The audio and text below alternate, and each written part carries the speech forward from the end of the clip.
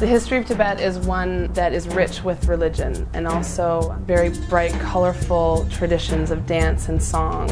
While Tibet is located close to China, north of Nepal and India, it has influences from all of those areas. So much is incorporated inside of Tibet, but at the same time Tibet was so isolated. The way of life there is really unique to that elevation. It's the highest elevation in the world, the plateau, the roof of the world. It was an independent nation. When China invaded in 1949, the communists took control of China. They invaded Tibet from the east, and for the next 10 years sort of took control of Tibet in a way that it became an absolutely desperate situation for the Tibetan government. Since 1959, the Dalai Lama has lived in India, and probably 135,000 Tibetans live with the Dalai Lama and the Tibetan government, which functions in exile.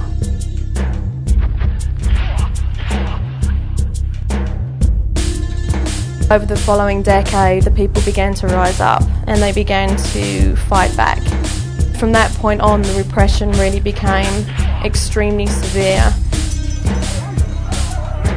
The Chinese government launched a direct attack on anybody who was a Tibetan government official or anybody within the monasteries and the nunneries.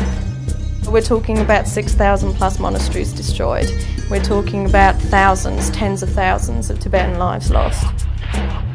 If anybody was found out to be doing anything that broke Chinese law, they were imprisoned, tortured.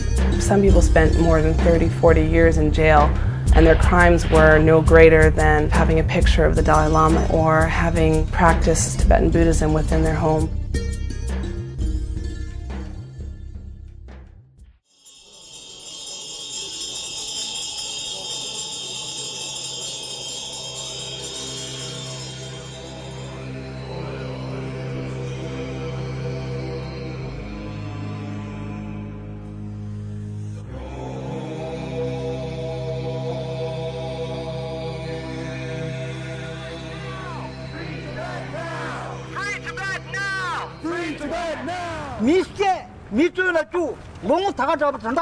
Palden Gyatso is a Tibetan monk who spent more than 33 years in prison inside of Tibet for taking part in a demonstration and for putting up a poster. That was his crime.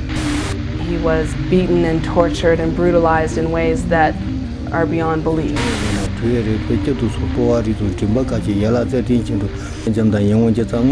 They strung him up by his arms from the ceiling, his shoulders popping out of their joints and just passing out from the extreme pain. Another thing that they quite regularly use on Tibetan political prisoners are cattle prods. Electrified prods that you would use on cattle to make them move along, they would use on people. On the nuns, they would rape them with these cattle prods. They stuck the cattle prod into his mouth. They broke his teeth. The electric shocks themselves were so intense that in fact all of his teeth fell out of his head.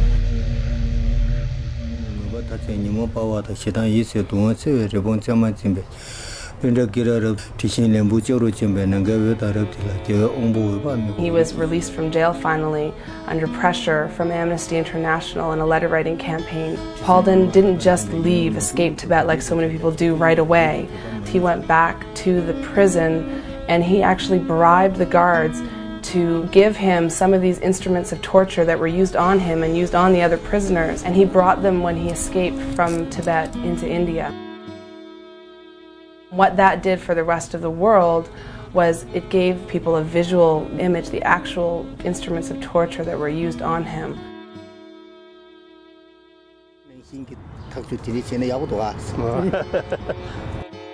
One of the most striking things about Palden's story is how he doesn't harbor any hatred for the people who did these things to him. He doesn't harbor any hatred for the Chinese government. He truly embodies the ideals of Tibetan Buddhism, of love, of compassion, even for one's enemy.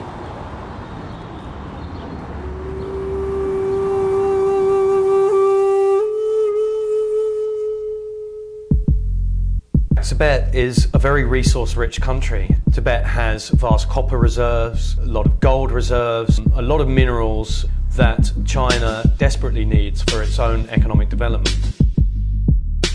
The resources are extracted and taken straight out of the region and used to fuel economies which don't really trickle down in any way to the Tibetan economy. For 50 years, the Tibetan people have been suffering an occupation in which they've been brutally dealt with when they have voiced any dissent to that occupation by the Chinese government. 50 years on, there are very little signs of the Chinese loosening their grip. In fact, they're tightening their grip because suddenly technology has advanced, which has enabled them to extract the natural resources that they've always known is there.